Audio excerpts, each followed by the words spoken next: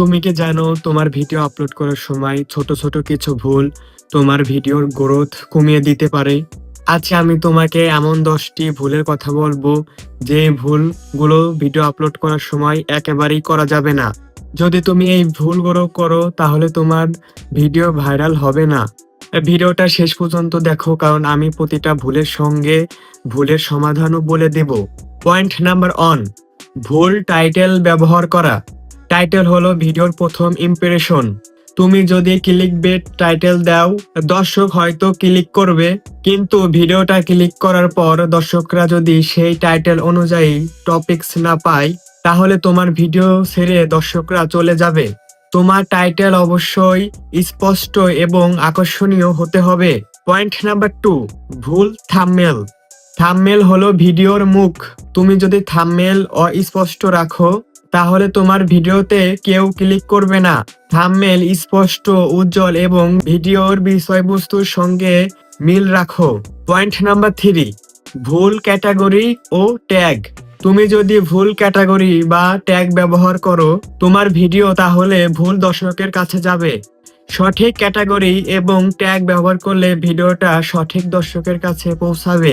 এই বিষয়টা তুমি সহজে চেক করতে পারো ভিডিও আপলোড করার সময়। পয়েন্ট নাম্বার 4, ভিডিওতে ডিসক্রিপশন না লেখা। অনেক সময় তুমি হয়তো বা ভাবো ডিসক্রিপশন লিখে সময় নষ্ট করব না, কিন্তু এটি এসইও ও দর্শককে বোঝানোর জন্য অনেক গুরুত্বপূর্ণ। ডিসক্রিপশনে ভিডিওর বিষয়বস্তু সংক্ষেপে লেখার চেষ্টা করো। দর্শককে বোঝাও ভিডিওতে কি কি আছে। প্রয়োজন হলে তোমার আরো সোশ্যাল মিডিয়ার লিংক ব্যবহার করতে পারো। ভালো ডিসক্রিপশন হলে ইউটিউব ভিডিওটা প্রমোট করে এবং নতুন দর্শক ভিডিওটা খুঁজে পায়। পয়েন্ট নাম্বার 5, ভিডিওর দৈর্ঘ্য ঠিক না করা। ভিডিওটা যদি খুব ছোট হয়, ভিডিওটা দর্শক পুরোপুরি দেখবে না। যদি ভিডিওটা খুব বড় হয়, তাহলে দর্শকরা আগ্রহ হারাবে।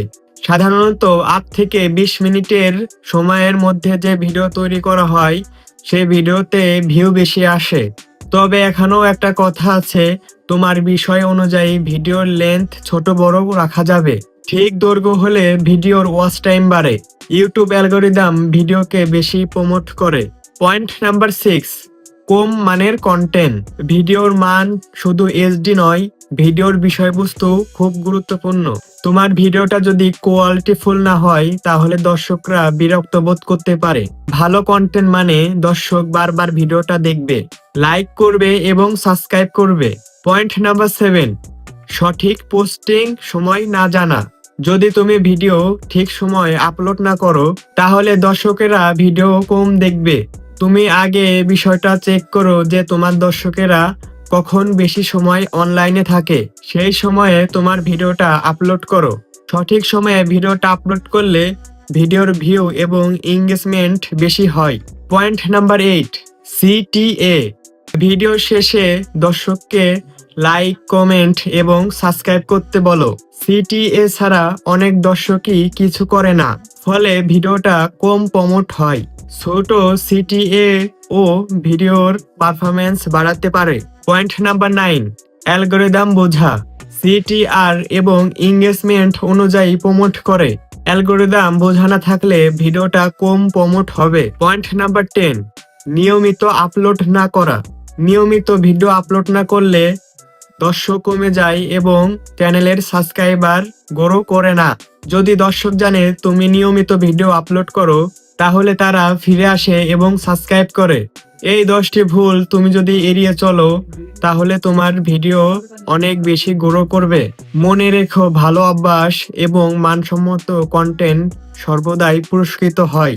ভিডিওটা যদি ভালো লাগে তাহলে লাইক দাও, কমেন্ট করো এবং সাবস্ক্রাইব করতে ভুলে যেও না।